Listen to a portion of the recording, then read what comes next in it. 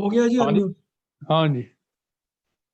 एक ओंकार सतनाम करता पुरख निरभਉ निर्वैर अकाल मूर्त अजूनी सैभं गुर प्रसाद। वाहिगुरु वाहिगुरु वाहिगुरु वाहिगुरु वाहिगुरु वाहिगुरु। वाहिगुरु जी का खालसा वाहिगुरु जी की फतेह। परम सत्कारयोग गुरमत ਕਲਾਸ ਵਿੱਚ ਸਾਰੇ ਹੀ ਵੀਰਾਂ ਤੇ ਭੈਣਾਂ ਨੂੰ ਸਭ ਤੋਂ ਪਹਿਲਾਂ ਮੈਂ ਜਗਤ ਗੁਰੂ ਗੁਰੂ ਨਾਨਕ ਪਾਤਸ਼ਾਹ ਜੀ ਦੇ ਪਾਵਨ ਪ੍ਰਕਾਸ਼ ਦਿਹਾੜੇ ਦੀ ਲੱਖ ਲੱਖ ਵਧਾਈ ਦਿੰਦਾ ਹਾਂ। ਸ਼੍ਰੋਮਣੀ ਗੁਰਦੁਆਰਾ ਪ੍ਰਬੰਧਕ ਕਮੇਟੀ ਵੱਲੋਂ ਮਨਾਇਆ ਜਾਣ ਵਾਲਾ ਇਸ ਸਾਲ ਦਾ ਪ੍ਰਕਾਸ਼ ਦਿਹਾੜਾ 30 ਨਵੰਬਰ ਨੂੰ ਆ ਰਿਹਾ ਹੈ। ਸੋ ਕਲਾਸ ਵਿੱਚ ਬਣਾਏ ਹੋਏ ਪ੍ਰੋਗਰਾਮ ਦੇ ਮੁਤਾਬਕ ਅੱਜ ਪਹਿਲਾ ਲੈਕਚਰ ਜੋ ਹੈ ਉਹ ਗੁਰੂ ਨਾਨਕ ਪਾਤਸ਼ਾਹ ਜੀ ਦੇ ਪਾਵਨ ਇਤਿਹਾਸ ਤੇ ਹੋਵੇਗਾ, ਜਿਸ ਦਾ ਵਿਸ਼ਾ ਹੈ ਭਾਈ ਗੁਰਦਾਸ ਜੀ ਦੀ ਰਚਨਾ ਵਿੱਚ ਗੁਰੂ ਨਾਨਕ ਦੇਵ ਜੀ ਮਹਾਰਾਜ ਦੇ ਪ੍ਰਚਾਰਕ ਦੌਰੇ। ਇਹ ਵਿਚਾਰ ਭਾਈ ਗੁਰਦਾਸ ਜੀ ਦੀ ਰਚਨਾ ਦੇ ਆਧਾਰ ਤੇ ਹੀ ਨਿਯਤ ਕੀਤੇ ਗਏ ਹਨ। ਸੋ ਆਓ ਜਗਤ ਗੁਰੂ ਗੁਰੂ ਨਾਨਕ ਪਾਤਸ਼ਾਹ ਜੀ ਦੇ ਪਾਵਨ ਚਰਨਾਂ ਵਿੱਚ ਰਲ ਮਿਲ ਕੇ ਸਾਰੇ ਆਪਣੀ ਸ਼ਰਧਾ ਦੇ ਫੁੱਲ ਭੇਟ ਕਰੀਏ। ਧੰਨ ਗੁਰੂ ਅਰਜਨ ਪਾਤਸ਼ਾਹ ਜੀ ਦੇ ਪਾਵਨ ਬਚਨ ਹਨ, ਧੰਨ ਧੰਨ ਤੇ ਧੰਨ ਜਨ ਜੈ ਕਿਰਪਾਲ ਹਰ ਹਰ ਭਇਓ। ਹਰ ਗੁਰੂ ਨਾਨਕ ਜਿਨ ਪਰਸਿਓ ਤੇ ਜਨਮ ਮਰਨ ਦੋ ਥੇ ਰਹਿਓ।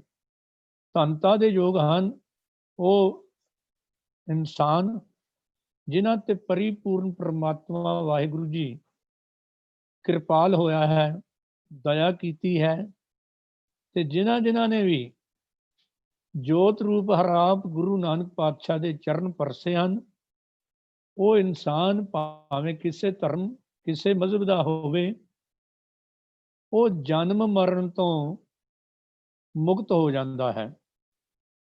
ਗੁਰੂ ਪਾਤਸ਼ਾਹ ਨੇ ਆਪਣੀ ਪਾਵਨ ਬਾਣੀ 'ਚ ਗੁਰੂ ਨਾਨਕ ਦੇਵ ਜੀ ਮਹਾਰਾਜ ਦੀ ਤਸ਼ਬੀਹ ਇੱਕ ਬਲਦੇ ਹੋਏ ਚਿਰਾਗ ਦੇ ਨਾਲ ਦਿੱਤੀ ਹੈ। ਬਲਿਓ ਚਿਰਾਗ ਅੰਧਿਆਰ ਮੈਂ ਸਭ ਕਲ ਉਧਰੀ ਇੱਕ ਨਾਮ ਧਰਮ ਪ੍ਰਗਟ ਸਗਲ ਹਰ ਭਵਨ ਮੈਂ ਜਨ ਨਾਨਕ ਗੁਰ ਪਾਰ ਬ੍ਰਹਮ। ਇਹ ਪਰਿਪੂਰਨ ਪਰਮਾਤਮਾ ਵਾਹਿਗੁਰੂ ਤੁਹਾਡਾ ਸਰੂਪ ਜਗਤ ਦੇ ਵਿੱਚ ਪ੍ਰਗਟ ਹੋਇਆ ਹੈ। ਮਾਨੋ ਅਗਿਆਨਤਾ ਦੇ ਹਨੇਰੇ ਦੇ ਵਿੱਚ ਇੱਕ ਚਾਨਣ ਦਾ ਦੀਪਕ ਬਲ ਗਿਆ ਹੈ, ਚਾਨਣ ਦਾ ਚਿਰਾਗ ਬਲ ਗਿਆ ਹੈ। ਕਿਉਂਕਿ ਉਸ ਵੇਲੇ ਦੀ ਤੁਲਨਾ ਕਰਦੇ ਹੋਏ ਭਾਈ ਸਾਹਿਬ ਭਾਈ ਗੁਰਦਾਸ ਜੀ ਨੇ ਇਹ ਸ਼ਬਦ ਲਿਖੇ ਸਨ, ਸਤਿਗੁਰੂ ਨਾਨਕ ਪ੍ਰਗਟਿਆ ਮਿਟੀ ਧੁੰਦ ਜਗ ਚਾਨਣ ਹੋਆ। ਉਸ ਵੇਲੇ ਧੁੰਦ ਛਾਈ ਹੋਈ ਸੀ ਅਗਿਆਨਤਾ ਦੀ, ਤੇ ਉਹ ਧੁੰਦ ਕੈਸੀ ਸੀ, ਸਮਾਂ ਕੈਸਾ ਸੀ, ਇਸ ਦੀ ਡਿਟੇਲ ਭਾਈ ਸਾਹਿਬ ਭਾਈ ਗੁਰਦਾਸ ਜੀ ਨੇ ਦਿੱਤੀ ਹੈ। ਯੁਗਗਰਦੀ ਦਾ ਸਮਾਂ ਸੀ। ਯੁਗਗਰਦੀ ਦੀ ਕੀ ਨਿਸ਼ਾਨੀ ਕਿਸੇ ਨੇ ਭਾਈ ਸਾਹਿਬ ਤੋਂ ਪੁੱਛਿਆ ਸੀ, ਤੇ ਭਾਈ ਸਾਹਿਬ ਨੇ ਫਰਮਾਇਆ ਸੀ ਯੁਗਗਰਦੀ ਜਬ ਹੋਵੇ ਉਲਟੇ ਯੁਗ ਕਿਆ ਹੋਏ ਵਰਤਾਰਾ। ਇਹ ਸਵਾਲ ਸੀ ਕਿ ਉਸ ਵੇਲੇ ਕੀ ਨਿਸ਼ਾਨੀ ਹੁੰਦੀ ਹੈ, ਕੀ ਵਰਤਾਰਾ ਵਾਪਰਦਾ ਹੈ। ਤੇ ਭਾਈ ਸਾਹਿਬ ਨੇ ਜਵਾਬ ਦਿੱਤਾ ਸੀ ਉਠੇ ਗਿਲਾਨ ਜਗਤ ਵਿੱਚ ਵਰਤੈ ਪਾਪ ਭ੍ਰਿਸ਼ਟ ਸੰਸਾਰਾ। ਵੀ ਜਦੋਂ ਯੁਗਗਰਦੀ ਸ਼ੁਰੂ ਹੋ ਜਾਂਦੀ ਹੈ ਉਸ ਵੇਲੇ ਉੱਠੇ ਗਿਲਾਨ ਜਗਤ ਵਿੱਚ ਸੰਸਾਰ ਦੇ ਵਿੱਚ ਨਫ਼ਰਤ ਪੈਦਾ ਹੋ ਜਾਂਦੀ ਹੈ, ਤੇ ਵਰਤੈ ਪਾਪ ਭ੍ਰਿਸ਼ਟ ਸੰਸਾਰਾ। ਸਭ ਪਾਸੇ ਪਾਪਾਂ ਦਾ ਬੋਲਬਾਲਾ ਹੋ ਜਾਂਦਾ ਹੈ ਤੇ ਮਨੁੱਖਤਾ ਦੇ ਹਿਰਦੇ ਭ੍ਰਿਸ਼ਟ ਹੋ ਜਾਂਦੇ ਨੇ। ਜੋ ਹਾਲਾਤ ਅੱਜ ਸਾਡੇ ਦੇਸ਼ ਤੇ ਬਣੇ ਹੋਏ ਨੇ, ਦੁਨੀਆ ਦੇ ਬਣੇ ਹੋਏ ਨੇ, ਲਗਭਗ ਮਿਲਦੀ ਜੁਲਦੀ ਹਾਲਤ ਹੀ ਹੈ। ਭਾਈ ਸਾਹਿਬ ਕਹਿੰਦੇ ਨੇ ਕੀ ਹੁੰਦਾ ਹੈ, ਵਰਨਾ ਵਰਨਾ ਭਾਵਨੀ ਕਹਿ ਕੇ ਜਲਣ ਬਾਂਸ ਅੰਗਿਆਰਾ। ਵੀ ਵਰਨਾ ਮੈਨੇ ਜਾਤ ਪਾਤ ਦੇ ਨਾਂ ਨਾਲ ਖੱਤਰੀ ਬ੍ਰਾਹਮਣ ਸ਼ੂਦ ਵੈਸ਼ ਜਾਂ ਸ਼ੂਨੀ ਸਿਆ ਜਾਂ ਵੱਖ-ਵੱਖ ਧਰਮਾਂ ਦੇ ਛੋਟੇ-ਛੋਟੇ ਮਜ਼ਹਬ ਆਪਸ ਵਿੱਚ ਇਸ ਤਰ੍ਹਾਂ ਲੜ ਪੈਂਦੇ ਨੇ, ਜਿਵੇਂ ਜੰਗਲ ਦੇ ਵਿੱਚ ਬਾਂਸਾਂ ਨੂੰ ਆਪਸ ਵਿੱਚ ਖਹਿ-ਖਹਿ ਕੇ ਅੱਗ ਲੱਗ ਜਾਂਦੀ ਹੈ, ਇਸੇ ਤਰ੍ਹਾਂ ਮਨੁੱਖਤਾ ਜਿਹੜੀ ਆਪਸ ਵਿੱਚ ਖਹਿ-ਖਹਿ ਕੇ ਮਰਨੀ ਸ਼ੁਰੂ ਹੋ ਜਾਂਦੀ ਹੈ। ਉਸ ਲਈ ਹੋਰ ਕੀ ਹੁੰਦਾ, ਨਿੰਦਾ ਚਾਲੇ ਵੇਦ ਕੀ, ਸਮਝੇ ਨਹਿ ਅਗਿਆਨ ਗੁਵਾਰਾ। ਧਾਰਮਿਕ ਗ੍ਰੰਥਾਂ ਦੀ ਤੋਹੀਨ ਹੋਣੀ ਸ਼ੁਰੂ ਹੋ ਜਾਂਦੀ ਹੈ, ਉਹਨਾਂ ਦੀ ਨਿੰਦਾ ਕੀਤੀ ਜਾਂਦੀ ਹੈ, ਉਹਨਾਂ ਦਾ ਅਪਮਾਨ ਕੀਤਾ ਜਾਂਦਾ ਹੈ। ਅਗਿਆਨੀ ਲੋਕ ਜਿਹੜੇ ਹੈ ਇਸ ਧੁੰਦੂਕਾਰ ਦੇ ਵਿੱਚ ਫਸੇ ਹੁੰਦੇ ਹਨ। ਵੇਦ ਗ੍ਰੰਥ ਗੁਰ ਹਟ ਹੈ, ਜਿਸ ਲਗ ਭਵਜਲ ਪਾਰ ਉਤਾਰਾ। ਭਾਈ ਸਾਹਿਬ ਕਹਿੰਦੇ ਨੇ ਇਹ ਧਾਰਮਿਕ ਗ੍ਰੰਥ, ਧਾਰਮਿਕ ਪੁਸਤਾਂ, ਇਹ ਤਾਂ ਗੁਰੂ ਦੇ ਗਿਆਨ ਦੀਆਂ ਹੱਟੀਆਂ ਹਨ, ਜਿਨ੍ਹਾਂ ਦੇ ਨਾਲ ਸੰਸਾਰ ਸਾਗਰ ਤੋਂ ਮਨੁੱਖਤਾ ਦਾ ਪਾਰ ਉਤਾਰਾ ਹੋਣਾ ਸੀ। ਫਿਰ ਸਤਿਗੁਰ ਬਾਝ ਨਾ ਬੂਝੀ ਹੈ, ਜਿਚਰ ਧਰੇ ਨਾ ਗੁਰ ਅਵਤਾਰਾ। ਜਦੋਂ ਤੱਕ ਸੱਚਾ ਸਤਿਗੁਰੂ ਨਹੀਂ ਪ੍ਰਗਟ ਹੋ ਜਾਂਦਾ, ਉਹ ਗਿਆਨ ਨਹੀਂ ਕਰਾ ਦਿੰਦਾ, ਉਦੋਂ ਤੱਕ, ਜਦੋਂ ਤੱਕ ਸੱਚਾ ਸਤਿਗੁਰੂ ਪ੍ਰਗਟ ਨਹੀਂ ਹੋ ਜਾਂਦਾ, ਤੇ ਮਨੁੱਖਤਾ ਨੂੰ ਕੋਈ ਸਮਝ ਨਹੀਂ ਲੱਗਦੀ। ਕਿਉਂਕਿ ਗੁਰ ਪਰਮੇਸ਼ਰ ਇੱਕ ਹੈ, ਸੱਚਾ ਸ਼ਾਹ ਜਗਤ ਬਣਜਾਰਾ। ਚੜੇ ਸੂਰ ਮਿਟ ਜਾਏ ਅੰਧਿਆਰਾ। ਗੁਰੂ ਤੇ ਪਰਮੇਸ਼ਰ ਦੇ ਵਿੱਚ ਕੋਈ ਅੰਤਰ ਨਹੀਂ, ਉਹੀ ਸੱਚਾ ਸ਼ਾਹ ਹੈ, ਜਿਹਦੇ ਦਰ ਤੇ ਜਾ ਕੇ ਹਰ ਇਨਸਾਨ ਨੇ ਸੁਰਖਰੂ ਹੋਣਾ ਹੈ ਗੁਣਾਂ ਦਾ ਵਪਾਰ ਕਰਕੇ, ਤੇ ਸਾਰਾ ਜਗਤ ਉਹਦੇ ਦਰ ਦਾ ਵਪਾਰੀ ਹੈ। ਔਰ ਗੁਰੂ ਤੇ ਪਰਮੇਸ਼ਰ ਵਿੱਚ ਕੋਈ ਅੰਤ ਨਹੀਂ। ਚੜੇ ਸੂਰ ਮਿਟ ਜਾਏ ਅੰਧਿਆਰਾ। ਉਸ ਵੇਲੇ ਦੇ ਹਾਲਾਤ ਵਾਕਿਆ ਹੀ ਅੱਜ ਵਰਗੇ ਔਰ ਅੱਜ ਨਾਲੋਂ ਵੀ ਖਤਰਨਾਕ ਸਨ।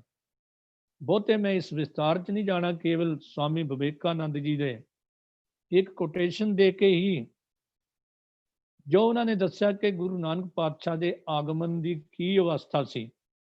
ਉਹ ਲਿਖਦੇ ਨੇ ਕਿ ਉਸ ਵੇਲੇ ਸੰਸਾਰ ਵਿੱਚ ਹਾਹਾਕਾਰ ਮਚੀ ਹੋਈ ਸੀ। ਦੁਖੀ ਜਨਤਾ ਦੀ ਪੁਕਾਰ ਉਹ ਪਰਿਪੂਰਨ ਪਰਮਾਤਮਾ ਵਾਹਿਗੁਰੂ ਜੀ ਤੱਕ ਪਹੁੰਚੀ। ਉਸ ਪਰਿਪੂਰਨ ਪਰਮਾਤਮਾ ਵਾਹਿਗੁਰੂ ਜੀ ਨੇ ਰਹਿਮਤ ਭਰੀ ਨਜ਼ਰ ਦੇ ਨਾਲ ਇਸ ਸੰਸਾਰ ਵੱਲ ਤੱਕਿਆ, ਤੇ ਉਹਨਾਂ ਦੀ ਅੱਖ ਦੇ ਵਿੱਚ ਅਥਰੂ ਆ ਗਿਆ, ਪਰਮੇਸ਼ਰ ਦੀ ਅੱਖ ਵਿੱਚ ਅਥਰੂ ਆ ਗਿਆ। ਐਨਾ ਦੁਖੀ ਪਰਮਾਤਮਾ ਹੋਇਆ, ਇੱਕ ਅਥਰੂ ਇਸ ਧਰਤੀ ਤੇ ਡਿੱਗਿਆ ਜਿਹਨੇ ਸਾਰੇ ਸੰਸਾਰ ਵਿੱਚ ਸ਼ਾਂਤੀ ਵਰਤਾ ਦਿੱਤੀ। ਸਵਾਮੀ ਵਿਵੇਕਾਨੰਦ ਜੀ ਕਹਿੰਦੇ ਨੇ ਅਥਰੂ ਹੀ ਦਰਅਸਲ ਗੁਰੂ ਨਾਨਕ ਪਾਤਸ਼ਾਹ ਸੀ। ਬੜਾ ਸੋਹਣਾ ਕਿਸੇ ਸਿੱਖ ਵਿਦਵਾਨ ਨੇ ਲਿਖਿਆ ਸੀ, ਜਦ ਪਾਪ ਦੀ ਜੰਜ ਬੰਨ ਜੋਰੀ ਮੰਗ ਦਾਨ ਮੰਗਦਾ ਆ ਗਿਆ, ਧਨ ਰੂਪ ਵੈਰੀ ਬਣ ਗਏ ਜੀਵਨ ਦੁਹੇਲਾ ਆ ਗਿਆ। ਜਦ ਕਤਲ ਮਾਸੂਮਾਂ ਨੂੰ ਕਰ ਸਤੀਆਂ ਦੇ ਸੱਤ ਸੀ ਤੋੜਨ ਲੱਗੇ, ਅਦਲ ਅਰ ਇਨਸਾਫ ਤੇ ਜ਼ੁਲਮੀ ਹਨੇਰਾ ਛਾ ਗਿਆ। ਖਲਕਤ ਨਿਮਾਣੀ ਦੀਨ ਤਦ ਦਾਤਾ ਦੇ ਦਰ ਤੇ ਧਾ ਗਈ, ਰਹਿਮਤ ਉਛਾਲਾ ਮਾਰਿਆ ਉਹ ਬਣ ਕੇ ਨਾਨਕ ਆ ਗਈ। ਐਸੇ ਸਮੇਂ ਸੁਣੀ ਪੁਕਾਰ ਦਾਤਾਰ ਪ੍ਰਭ, ਗੁਰੂ ਨਾਨਕ ਜਗ ਮਾਹੇ ਪਠਾਇਆ। ਜਗਤ ਗੁਰੂ ਨਾਨਕ ਪਾਤਸ਼ਾਹ ਨੂੰ ਪਰਿਪੂਰਨ ਪਰਮਾਤਮਾ ਵਾਹਿਗੁਰੂ ਜੀ ਨੇ ਆਪਣੀਆਂ ਸਾਰੀਆਂ ਸ਼ਕਤੀਆਂ ਦਾ ਮਾਲਕ ਬਣਾ ਕੇ ਇਸ ਸੰਸਾਰ ਦੇ ਵਿੱਚ ਭੇਜਿਆ, ਜਿਨ੍ਹਾਂ ਨੇ ਆਪਣੇ ਸੰਸਾਰੀ ਜੀਵਨ ਨੂੰ ਵੀ ਨਿਭਾਉਂਦਿਆਂ ਹੋਇਆਂ ਸਰਵ ਮਾਨਵਤਾ ਨੂੰ ਉਸ ਪਰਿਪੂਰਨ ਪਰਮਾਤਮਾ ਵਾਹਿਗੁਰੂ ਜੀ ਦੇ ਲੜ ਲਾਉਣ ਦੇ ਲਈ ਆਪਣੇ ਜੀਵਨ ਦਾ ਅੱਧੇ ਨਾਲੋਂ ਵੱਧ ਹਿੱਸਾ ਜਿਹੜਾ ਹੈ ਉਹ ਦੇਸ਼ ਵਿਦੇਸ਼ਾਂ ਦੀ ਧਰਤੀ ਤੇ ਸੰਸਾਰ ਦੇ ਕੋਨੇ-ਕੋਨੇ ਵਿੱਚ ਜਾ ਕੇ ਲੋਕਾਂ ਨੂੰ ਹੱਕ, ਸੱਚ ਤੇ ਇਨਸਾਫ ਦੀ ਆਵਾਜ਼ ਬੁਲੰਦ ਕਰਕੇ ਉਹਨਾਂ ਨੂੰ ਪ੍ਰੇਰਨਾ ਕੀਤੀ। ਐਸੇ ਮਹਾਨ ਸਤਿਗੁਰੂ ਗੁਰੂ ਨਾਨਕ ਪਾਤਸ਼ਾਹ ਜੀ ਦੇ ਬਾਰੇ ਭਾਈ ਗੁਰਦਾਸ ਜੀ ਨੇ ਆਪਣੀਆਂ ਰਚਨਾਵਾਂ ਵਿੱਚ ਉਹਨਾਂ ਦੇ ਪ੍ਰਚਾਰਕ ਦੌਰਿਆਂ ਤੇ ਉਪਦੇਸ਼ਾਂ ਬਾਰੇ ਬਹੁਤ ਕੁਝ ਲਿਖਿਆ ਹੈ। ਸੋ ਦਾਸ ਨੇ ਧੰਨ ਗੁਰੂ ਨਾਨਕ ਪਾਤਸ਼ਾਹ ਜੀ ਦੇ ਪ੍ਰਚਾਰਕ ਦੌਰਿਆਂ ਬਾਰੇ ਭਾਈ ਗੁਰਦਾਸ ਜੀ ਦੀ ਰਚਨਾ ਨੂੰ ਹੀ ਆਪਣਾ ਆਧਾਰ ਬਣਾਇਆ ਹੈ। ਉਹਦਾ ਕਾਰਨ ਇਹ ਹੈ ਕਿ ਭਾਈ ਗੁਰਦਾਸ ਜੀ ਸਭ ਤੋਂ ਤਸੱਲੀ ਬਖਸ਼ ਗੁਰੂ ਨਾਨਕ ਪਾਤਸ਼ਾਹ ਦੇ ਇਸ ਪਾਵਨ ਇਤਿਹਾਸ ਦੇ ਗਵਾਹ ਹਨ, ਕਿਉਂਕਿ ਉਹ ਸ੍ਰੀ ਗੁਰੂ ਗ੍ਰੰਥ ਸਾਹਿਬ ਜੀ ਦੇ ਲਿਖਾਰੀ ਸਨ। ਉਹਨਾਂ ਦੀ ਰਚਨਾ ਨੂੰ ਰਹਿਤ ਮਰਜ਼ਾਦਾ ਵਿੱਚ ਬਾਣੀ ਦੇ ਬਰਾਬਰ ਦਾ ਦਰਜਾ ਦਿੱਤਾ ਗਿਆ। ਗੁਰੂ ਅਮਰਦਾਸ ਜੀ ਦੇ ਭਤੀਜੇ ਅਤੇ ਤੀਜੇ ਪਾਤਸ਼ਾਹ ਤੋਂ ਛੇਵੇਂ ਪਾਤਸ਼ਾਹ ਤੱਕ ਗੁਰੂ ਚਰਨਾਂ ਵਿੱਚ ਰਹਿ ਕੇ ਸ਼੍ਰੋਮਣੀ ਵਿਦਵਾਨ ਵਜੋਂ ਉਹ ਸੇਵਾਵਾਂ ਧਰਮ ਪ੍ਰਚਾਰ ਦੀਆਂ ਨਿਭਾਉਂਦੇ ਰਹੇ। ਪਹਿਲੇ ਪਾਤਸ਼ਾਹ ਤੋਂ ਲੈ ਕੇ ਛੇਵੇਂ ਪਾਤਸ਼ਾਹ ਤੱਕ ਉਹਨਾਂ ਗੁਰਸਿੱਖਾਂ ਨਾਲ ਮਿਲਾਪ ਹੁੰਦਾ ਰਿਹਾ ਜਿਹੜੇ ਗੁਰੂ ਨਾਨਕ ਪਾਤਸ਼ਾਹ ਦੀ ਪਾਵਨ ਸ਼ਖਸੀਅਤ ਦੇ ਚਸ਼ਮਦੀਦ ਗਵਾਹ ਸਨ, ਜਿਨ੍ਹਾਂ 'ਚ ਬਾਬਾ ਬੁੱਢਾ ਜੀ ਵਰਗੇ, ਬਾਬਾ ਬੁੱਢਣ ਸ਼ਾਹ ਜੀ ਵਰਗੇ, ਬਾਬਾ ਸ਼੍ਰੀ ਚੰਦ ਜੀ, ਬਾਬਾ ਅਲਮਸਤ ਜੀ, ਨਾਨਕ ਮਤੇ ਵਾਲੇ, ਭਾਈ ਕਲਿਆਣਾ ਜੀ, ਜਿਨ੍ਹਾਂ ਨੇ ਪਹਿਲੇ ਪਾਤਸ਼ਾਹ ਤੋਂ 6ਵੇਂ ਪਾਤਸ਼ਾਹ ਤੱਕ ਸੇਵਾ ਨਿਭਾਈ, ਭਾਈ ਸਾਹਿਬ ਭਾਈ ਜੈਤਾ ਜੀ ਦੇ ਖਾਨਦਾਨ ਵਿੱਚੋਂ ਬਜ਼ੁਰਗ, ਭਾਈ ਦੁਰਗਾ ਮੱਲ ਜੀ ਆਦਿ ਅਨੇਕਾਂ ਗੁਰਸਿੱਖ ਜੋ ਗੁਰੂ ਨਾਨਕ ਪਾਤਸ਼ਾਹ ਨੂੰ ਸਮੇਂ-ਸਮੇਂ ਤੇ, ਗੁਰੂ ਨਾਨਕ ਪਾਤਸ਼ਾਹ ਦੀ, ਜੋ ਭਾਈ ਗੁਰਦਾਸ ਜੀ ਨੂੰ ਸਮੇਂ-ਸਮੇਂ ਤੇ ਗੁਰੂ ਨਾਨਕ ਪਾਤਸ਼ਾਹ ਦੇ ਪਾਵਨ ਇਤਿਹਾਸ ਤੋਂ ਜਾਣੂ ਕਰਵਾਉਂਦੇ ਰਹੇ। ਸੋ ਗੁਰੂ ਨਾਨਕ ਦੇਵ ਜੀ ਦੇ ਜਿਹੜੇ ਪ੍ਰਚਾਰਕ ਦੌਰੇ ਨੇ, ਜਦੋਂ ਅਸੀਂ ਭਾਈ ਗੁਰਦਾਸ ਜੀ ਦੇ ਰਾਹੀਂ ਦੇਖਦੇ ਹਾਂ ਕਿ ਸੰਸਾਰ ਵਿੱਚ ਉਸ ਸਮੇਂ ਅਨੇਕਾਂ ਧਰਮ ਤੇ ਉਹਨਾਂ ਦੇ ਧਰਮਾਂ ਦੇ ਬਾਨੀ ਹੋ ਚੁੱਕੇ ਸਨ, ਪਰ ਉਹਨਾਂ ਵਿੱਚੋਂ ਕਿਸੇ ਧਾਰਮਿਕ ਬਾਨੀ ਦਾ ਪ੍ਰਚਾਰਕ ਦੌਰਾ 7 ਕਿਲੋਮੀਟਰ ਦਾ ਹੈ, ਕਿਸੇ ਦਾ 16 ਕਿਲੋਮੀਟਰ ਦਾ, ਤੇ ਕਿਸੇ ਦਾ 12 ਯੋਜਨ ਛਤਰ ਚਲੇ ਥਾ, ਦੇਹੀ ਗਿਰਜਨ ਖਾਈ 4 ਕੋ 1 ਯੋਜਨ ਵਿੱਚ ਹੁੰਦੇ ਨੇ, 4.5 ਕੋ, ਸੋ 12 ਚੋਂ 48 ਤੇ 4 ਕਿਲੋਮੀਟਰ 4 ਖੋਹ ਦਾ ਸਮਾਂ ਹੋਰ ਰੱਖ ਲਓ, ਤੇ 52 ਕਿਲੋਮੀਟਰ ਤੱਕ ਕਈਆਂ ਦਾ ਤੇਜ ਪ੍ਰਤਾਪ ਚੱਲਦਾ ਸੀ।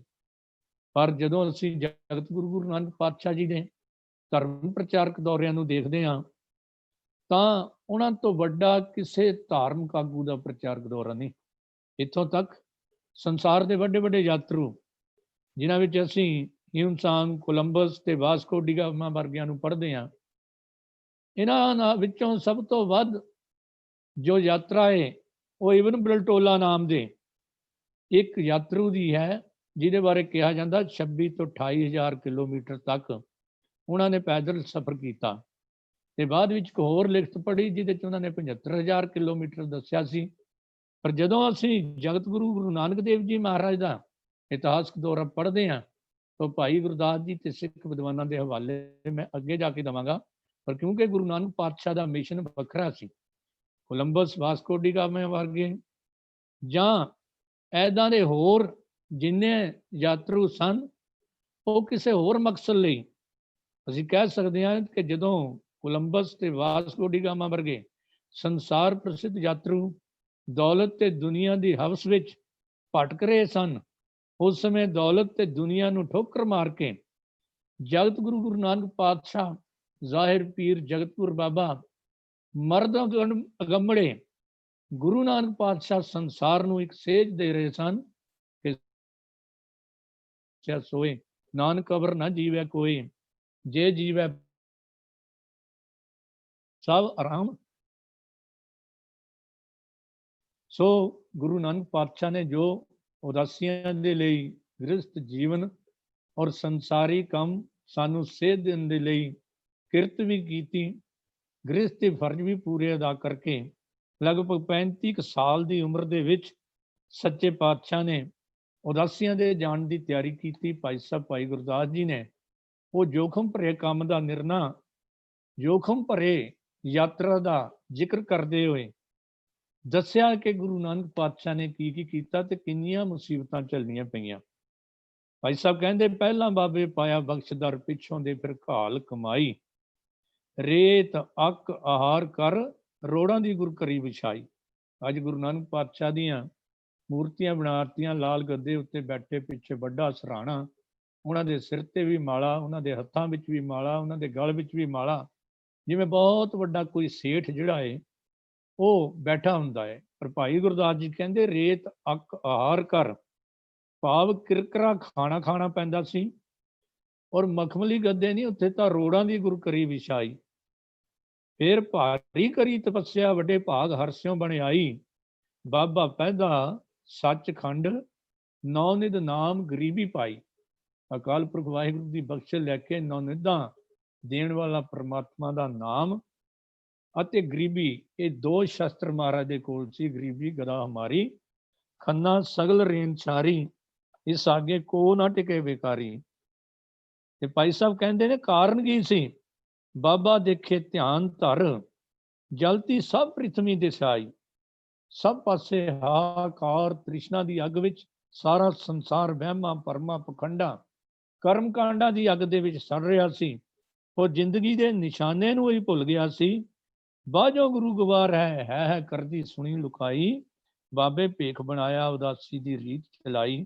ਚੜਿਆ ਸੋਧਣ ਧਰਤ ਲੁਕਾਈ। ਇਹ ਕਾਰਨ ਸੀ ਕਿ ਗੁਰੂ ਨਾਨਕ ਪਾਤਸ਼ਾਹ ਜੀ ਨੇ ਆਪਣੇ ਜੀਵਨ ਦੇ ਵਿੱਚ ਐਨੇ ਕਸ਼ਟ ਝੱਲਣ ਦੀ ਤਿਆਰੀ ਕਰ ਲਈ। ਪੁੱਛਿਆ ਸੀ ਕਿਸੇ ਵੇਲੇ, ਸਿੱਧਾ ਨੇ ਸਵਾਲ ਕੀਤਾ ਸੀ ਕਿ ਤੁਸੀਂ ਸੱਚੇ ਪਾਤਸ਼ਾਹ ਸਾਨੂੰ ਕਹਿੰਦੇ ਹੋ ਕਿ ਘਰ-ਬਾਰ ਤਿਆਗਣ ਦੀ ਲੋੜ ਨਹੀਂ, ਭਗਵੇਂ ਪਹਿਨਣ ਦੀ ਲੋੜ ਨਹੀਂ, ਦੂਰ ਜਾਣ ਦੀ ਲੋੜ ਨਹੀਂ, ਫਿਰ ਸਾਰਾ ਕੁਝ ਤੁਸੀਂ ਕਿਉਂ ਕੀਤਾ? ਸਿੱਧ ਗੋਸ਼ ਦੇ ਵਿੱਚ ਅਸੀਂ ਪੜ੍ਹਿਆ ਹੈ। ਸਵਾਲ ਸੀ, ਕਿਸ ਕਾਰਨ ਗ੍ਰਹਿ ਤਜੋ ਉਦਾਸੀ, ਕਿਸ ਕਾਰਨ ਭੇਖ ਨਿਵਾਸੀ, ਕਿਸ ਵਖਰ ਕੇ ਤੁਮ ਬੰਜਾਰੇ, ਕਿਉਂ ਕਰ ਸਾਥ ਲਗਾਵੋ ਪਾਰੇ। ਤੇ ਉਸ ਲਈ ਗੁਰੂ ਨਾਨਕ ਪਾਤਸ਼ਾਹ ਨੇ ਬੜਾ ਸੰਖੇਪ ਜਿਹਾ ਜਵਾਬ ਦਿੱਤਾ ਸੀ ਕਿ ਗੁਰਮੁਖ ਖੋਜਤ ਭਏ ਉਦਾਸੀ। ਕਿਉਂਕਿ ਗੁਰਮੁਖ ਤਾਂ ਸਨ, ਪਰ ਕੋਈ ਬੰਗਾਲ ਦੇ ਵਿੱਚ ਬੈਠਾ ਹੋਇਆ ਸੀ ਬਾਬਾ ਜੈਦੇਵ ਦਾ ਰੂਪ ਧਾਰਨ ਕਰਕੇ, ਕੋਈ ਮਹਾਰਾਸ਼ਟਰ ਵਿੱਚ ਬੈਠਾ ਸੀ, ਕੋਈ ਬਨਾਰਸ ਦੀ ਧਰਤੀ ਤੇ, ਕੋਈ ਬਾਬਾ ਧੰਨਾ ਜੀ ਦਾ ਰੂਪ ਧਾਰਨ ਕਰਕੇ ਕਿਤੇ ਬੈਠਾ ਹੋਇਆ ਸੀ। ਸੱਚੇ ਪਾਤਸ਼ਾਹ ਨੇ ਕਿਹਾ, ਮੈਂ ਇਹਨਾਂ ਸਾਰੇ ਗੁਰਮੁਖਾਂ ਨੂੰ ਇੱਕ ਪਲੇਟਫਾਰਮ ਤੇ ਇਕੱਠੇ ਕਰਾਂਗਾ, ਔਰ ਤਾਂ ਕਿ ਮਨੁੱਖਤਾ ਦੇ ਅੰਦਰਲੇ ਤੇ ਬਾਹਰਲੇ ਦੁਸ਼ਮਣਾਂ ਦਾ ਮੁਕਾਬਲਾ ਕੀਤਾ ਜਾ ਸਕੇ। ਅੰਦਰਲੇ ਦੁਸ਼ਮਣ ਕਿਹੜੇ ਨੇ? ਇਸ ਦੇਹੀ ਅੰਦਰ ਪੰਜ ਚੋਰ ਵਸੇ, ਕਾਮ ਕ੍ਰੋਧ ਲੋਭ ਮੋਹ ਹੰਕਾਰਾ, ਅੰਮ੍ਰਿਤ ਲੂਟੇ ਮਨਮੁਖ ਨਹੀਂ ਬੂਝੈ, ਕੋਈ ਨਾ ਸੁਣੇ ਪੁਕਾਰਾ। ਇਹਨਾਂ ਨੂੰ ਕਾਬੂ ਕਰਨ ਦੇ ਲਈ ਕੋਈ ਯਤਨ ਵੀ ਕਾਬੂ ਨਹੀਂ, ਸਾਰਥਕ ਨਹੀਂ ਹੋ ਸਕਦਾ, ਕਿਉਂਕਿ ਬਾਣੀ ਦਾ ਫਰਮਾਨ ਹੈ, ਹੁਣ ਤੇ ਰੱਖੇ ਬਾਪ ਨਾ ਮਾਈ, ਕਾਮ ਕ੍ਰੋਧ ਲੋਭ ਮੋਹ ਹੰਕਾਰ ਤੋਂ। ਹੁਣ ਤੇ ਰੱਖੇ ਬਾਪ ਨਾ ਮਾਈ, ਹੁਣ ਤੇ ਰੱਖੇ ਮੀਤ ਨਾ ਭਾਈ, ਦਰਬ ਸਿਆਣਪ ਨਾ ਹੋਏ ਰਹਤੇ, ਸਾਧ ਸੰਗਤ ਹੋਏ ਦੁਸ਼ਟ ਬਸ ਹੋਤੇ। ਗੁਰੂ ਨਾਨਕ ਪਾਤਸ਼ਾਹ ਨੇ ਮਛਿੰਦਰਾ ਨਾਥ ਨੂੰ ਵੀ ਉਹਦੇ ਸਵਾਲ ਦਾ ਉੱਤਰ ਦਿੰਦੇ ਕਿਹਾ ਸੀ, ਸੁਣ ਮਛਿੰਦਰਾ, ਨਾਨਕ ਬੋਲੇ, ਵਸਗਤ ਪੰਚ ਕਰੇ ਨਹੀਂ ਡੋਲੇ, ਐਸੀ ਜੋਗ ਜੁਗਤ ਕੋ ਪਾਲੇ, ਆਪ ਤੇਰੇ ਕੁਲ ਪਿਤਰਾਂ ਤਾਰੇ। ਇਹ ਬਾਹਰਲੇ ਦੁਸ਼ਮਣ ਕਿਹੜੇ ਸੀ? ਰਾਜੇ ਛੀ ਮੁਕੱਦਮ ਕੁੱਤੇ, ਜਾਏ ਜਗਾਇਨ ਬੈਠੇ ਸੁੱਤੇ, ਚੱਕਰ ਨਹਿੰਦਾ ਪਾਇਨ ਘਾਓ, ਰਤ ਪਿੱਤ ਕੁੱਤਿਓ ਚੜ ਜਾਓ। ਇਹ ਪਾਵਨ ਵਚਨ ਸੱਚੇ ਪਾਤਸ਼ਾਹ ਨੇ ਆਪਣੀ ਪਾਵਨ ਬਾਣੀ ਚਾਖੇ ਸਨ ਕਿ ਇਹਨਾਂ ਦੁਸ਼ਮਣਾਂ ਦਾ ਅੰਦਰਲੇ ਤੇ ਬਾਹਰਲਿਆਂ ਦਾ ਮੁਕਾਬਲਾ ਕਰਨ ਲਈ ਮੈਂ ਇੱਕ ਪਲੇਟਫਾਰਮ ਤੇ ਸਾਰਿਆਂ ਨੂੰ ਇਕੱਠਾ ਕਰਾਂਗਾ। ਸੋ ਗੁਰੂ ਨਾਨਕ ਪਾਤਸ਼ਾਹ ਜੀ ਨੇ ਉਦਾਸੀਆਂ ਤੇ ਪ੍ਰਚਾਰਕ ਦੌਰਿਆਂ ਤੇ ਜਾਣ ਦਾ ਮਨ ਬਣਾ ਲਿਆ, ਔਰ ਉਹਨਾਂ ਦੀਆਂ ਉਦਾਸੀਆਂ ਦਾ ਸਫ਼ਰ ਕਿਤਨਾ ਕਹਿ, ਇਹ ਸਾਨੂੰ ਇਤਿਹਾਸ ਵਿੱਚੋਂ ਵੀ, ਗੁਰਬਾਣੀ ਵਿੱਚੋਂ ਵੀ, ਭਾਈ ਗੁਰਦਾਸ ਜੀ ਦੀਆਂ ਰਚਨਾਵਾਂ ਵਿੱਚੋਂ ਬੜਾ ਗਿਆਨ ਪ੍ਰਾਪਤ ਹੋ ਜਾਂਦਾ ਹੈ। ਤੇ ਵੱਖ-ਵੱਖ ਵਿਦਵਾਨਾਂ ਨੇ 4 ਉਦਾਸੀਆਂ ਦਾ ਜ਼ਿਕਰ ਕੀਤਾ ਹੈ। ਪ੍ਰੋਫੈਸਰ ਸਾਹਿਬ ਸਿੰਘ ਜੀ ਨੇ 3 ਵੱਡੀਆਂ ਉਦਾਸੀਆਂ ਤੇ ਬਾਕੀ ਕਰਤਾਰਪੁਰ ਤੋਂ ਛੋਟੇ ਮੋਟੇ ਦੇ ਨੇੜੇ ਤੇੜੇ ਦੇ ਪ੍ਰਚਾਰਕ ਦੌਰਿਆਂ ਨੂੰ ਦਾ ਵਰਣਨ ਕੀਤਾ, ਜਿਹਨੂੰ ਆਮ ਤੌਰ ਤੇ ਵਿਦਵਾਨਾਂ ਨੇ ਚੌਥੀ ਉਦਾਸੀ ਦਾ ਨਾਮ ਦਿੱਤਾ ਹੈ। ਗੁਰੂ ਪਾਤਸ਼ਾਹ ਦੀ ਪਹਿਲੀ ਉਦਾਸੀ ਹਿੰਦੂ ਤੀਰਥਾਂ ਵੱਲ ਸਤੰਬਰ 1507 ਤੋਂ ਲੈ ਕੇ ਦਸੰਬਰ 1515 ਤੱਕ 8.25 ਸਾਲ ਦੀ ਉਦਾਸੀ ਸੀ। ਦੂਜੀ ਉਦਾਸੀ ਸੁਮੇਰ ਪਰਬਤ ਦੀ ਸਤੰਬਰ 1517 ਤੋਂ 1518 ਤੱਕ 1 ਸਾਲ ਦਾ ਸਮਾਂ, ਔਰ ਤੀਜੀ ਉਦਾਸੀ ਇਸਲਾਮ ਦੇ ਧਾਰਮਿਕ ਸਥਾਨਾਂ ਵੱਲ 1518 ਤੋਂ ਲੈ ਕੇ 1521 ਸਨ ਤੱਕ, ਇਹ 3 ਸਾਲ ਦਾ ਸਮਾਂ ਸੀ। ਕੁੱਲ ਜਿਹੜਾ ਕਿਲੋਮੀਟਰ ਸਫ਼ਰ ਹੈ, ਪ੍ਰੋਫੈਸਰ ਸਾਹਿਬ ਸਿੰਘ ਜੀ ਦੇ ਅਨੁਸਾਰ ਪਹਿਲੀ ਉਦਾਸੀ 48,000 ਕਿਲੋਮੀਟਰ ਦੀ ਸੀ। ਗਿਆਨੀ ਸੰਤ ਸਿੰਘ ਜੀ ਮਸਕੀਨ 82,000 ਦਾ ਕਿਲੋਮੀਟਰ ਦਾ ਸਫ਼ਰ ਦਾ ਜ਼ਿਕਰ ਕਰਦੇ ਨੇ। ਇਬਨ ਬਲਟੋਲਾ ਦਾ 75,000 ਕਿਲੋਮੀਟਰ ਸੀ, ਤੇ ਜੇ ਪ੍ਰੋਫੈਸਰ ਗਿਆਨੀ ਸੰਤ ਸਿੰਘ ਜੀ ਦੀ ਮੰਨੀਏ ਤਾਂ ਉਹ 82,000 ਕਿਲੋਮੀਟਰ। ਪਰ ਭਾਈ ਗੁਰਦਾਸ ਜੀ ਤੇ ਪੁੱਛੀਏ ਤਾਂ ਕਮਾਲ ਕਰਤਾ ਉਹਨਾਂ ਨੇ, ਕਹਿੰਦੇ ਬਾਬੇ ਤਾਰੇ 4 ਚੱਕ, 9 ਖੰਡ ਪ੍ਰਿਥਵੀ ਸੱਚਾ ਢੋਆ, ਜਾਂ ਜਿੱਤੀ ਨਵਖੰਡ ਪ੍ਰਿਥਵੀ, ਜਿੱਤੀ ਨਵਖੰਡ ਮੇਦਨੀ, ਸਤਨਾਮ ਦਾ ਚੱਕਰ ਫਿਰਾਇਆ। ਬਾਬੇ ਡਿੱਠੀ ਪ੍ਰਿਥਵੀ 9 ਖੰਡ ਜਿੱਥੋਂ ਤੱਕ ਆਈ, ਜਾਂ ਅਸੀਂ ਪਹਿਲਾਂ ਪੜ੍ਹਿਆ, ਬਾਬਾ ਦੇਖੇ ਧਿਆਨ ਤਰ ਜਲਤੀ ਸਭ ਪ੍ਰਿਥਵੀ ਦਿਸਾਈ। ਭਾਈ ਸਾਹਿਬ ਦੀਆਂ ਇਹ ਤੁਕਾਂ ਨੂੰ ਕਈ ਵਾਰ ਅਸੀਂ ਕਹਿ ਦਿੰਦੇ ਹਾਂ ਕਿ ਬਹੁਤਾਤ ਦੱਸਣ ਦੇ ਲਈ ਭਾਈ ਸਾਹਿਬ ਨੇ ਸਾਰੀ ਪ੍ਰਿਥਵੀ ਜਾਂ 9 ਖੰਡਾਂ ਦਾ ਜ਼ਿਕਰ ਕਰ ਦਿੱਤਾ ਵੀ ਬਹੁਤ ਲੰਬੇ ਦੌਰੇ ਸੀ।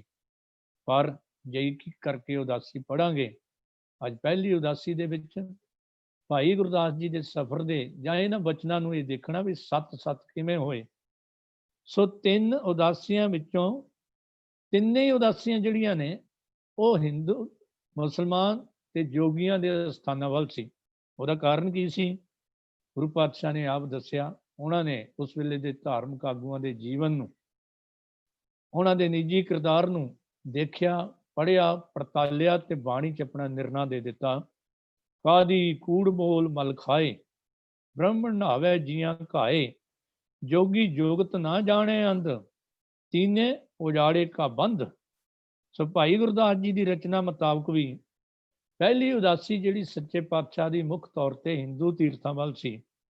ਭਾਈ ਸਾਹਿਬ ਲਿਖਦੇ ਨੇ ਕਿ ਬਾਬਾ ਆਇਆ ਤੀਰਥੀ, ਤੀਰਥ ਪੁਰਬ ਸਭੇ ਫਿਰ ਦੇਖੇ, ਪੂਰਬ ਧਰਮ ਕਰਮ ਕਰ, ਭਾਉ ਭਗਤ ਬਿਨ ਕਿਤੇ ਨਾ ਲੇਖੇ, ਭਾਉ ਨਾ ਬ੍ਰਹਮੇ ਲਿਖਿਆ, ਚਾਰ ਵੇਦ ਸਿਮਰਤ ਪੜ ਦੇਖੇ, ਢੂੰਡੀ ਸਗਲੀ ਪ੍ਰਿਥਵੀ, ਸਤਜੁਗ ਆਦ ਦੁਆਪਰ ਤ੍ਰੇਤੇ, ਕਲਯੁਗ ਧੁੰਦੁਕਾਰ ਹੈ ਭਰਮ ਭੁਲਾਈ, ਬਹੁ ਵਿਦ ਭੇਖੈ ਭੇਖੀ ਪ੍ਰਭੂ ਨਾ ਪਾਈਐ, ਆਪ ਗਵਾਏ ਰੂਪ ਨਾ ਦੇਖੈ, ਗੁਰਮੁਖ ਵਰਨ ਅਵਰਨ ਹੋਏ, ਨਿਵ ਚੱਲਣਾ ਗੁਰ ਸਿੱਖ ਵਿਸ਼ੇਖ ਹੈ।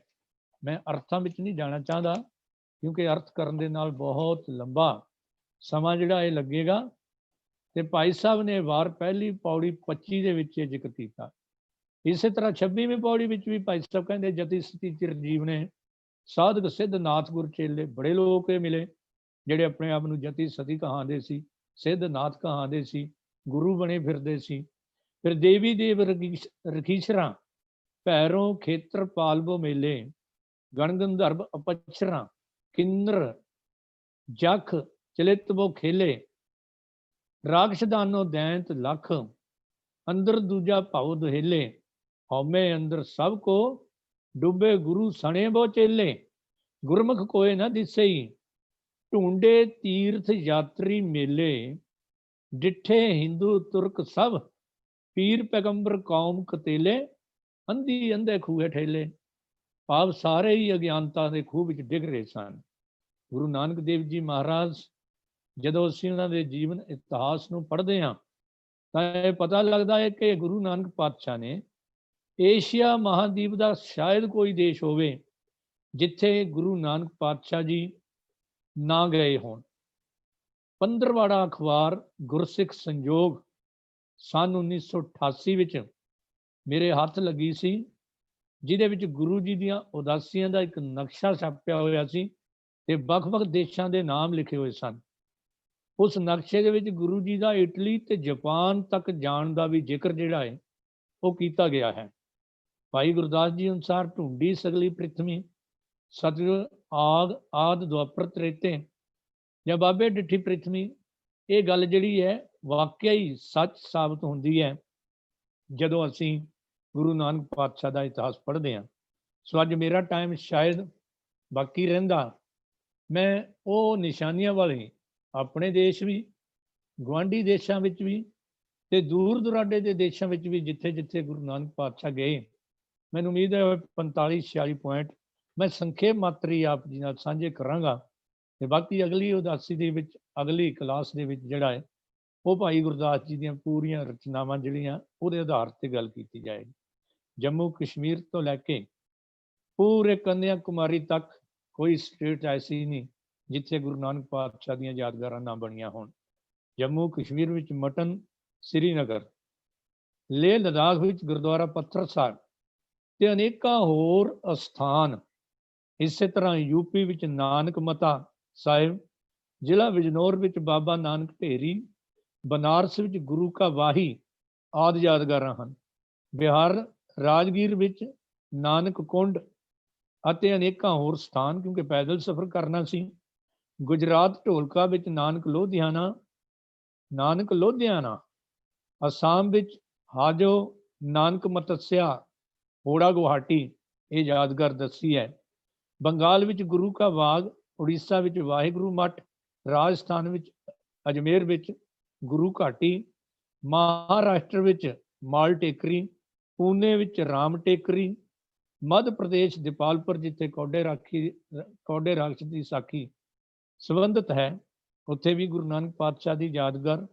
ਤਿੱਬਤ, ਭੂਟਾਨ, ਅਰੁਣਾਚਲ ਪ੍ਰਦੇਸ਼ ਦੇ ਲੋਕ ਗੁਰੂ ਨਾਨਕ ਦੇਵ ਜੀ ਨੂੰ ਗੁਰੂ ਰਿੰਪੋਚੇ, ਪਦਮ ਸੰਭਵ, ਅਤੇ ਭਦਰਾ ਗੁਰੂ ਦੇ ਨਾਂ ਨਾਲ ਯਾਦ ਕਰਦੇ ਹਨ।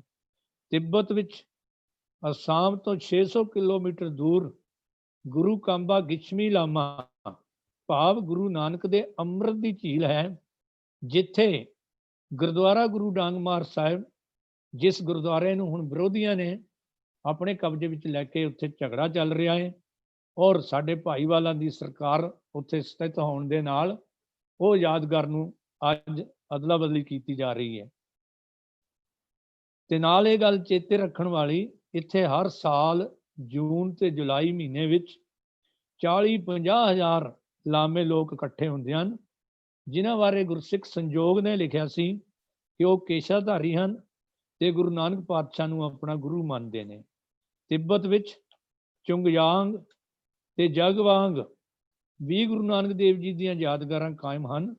ਚੁੰਗਯਾਂਗ ਵਿੱਚ ਇੱਕ ਗੁਫਾ ਵਿੱਚ ਗੁਰੂ ਜੀ ਦੇ ਇੱਕ ਮੂਰਤੀ, ਸੋਨੇ ਦੀ ਮੂਰਤੀ ਉੱਥੋਂ ਦੇ ਲੋਕਾਂ ਨੇ ਬਣਾ ਕੇ ਰੱਖੀ, ਬਾਣੀ ਦੀ ਪੋਥੀ ਤੇ ਇੱਕ ਚੋਲਾ ਪਿਆ ਹੈ। ਇਹਨਾਂ ਚੀਜ਼ਾਂ ਨੂੰ ਕੋਈ 145 ਸਾਲ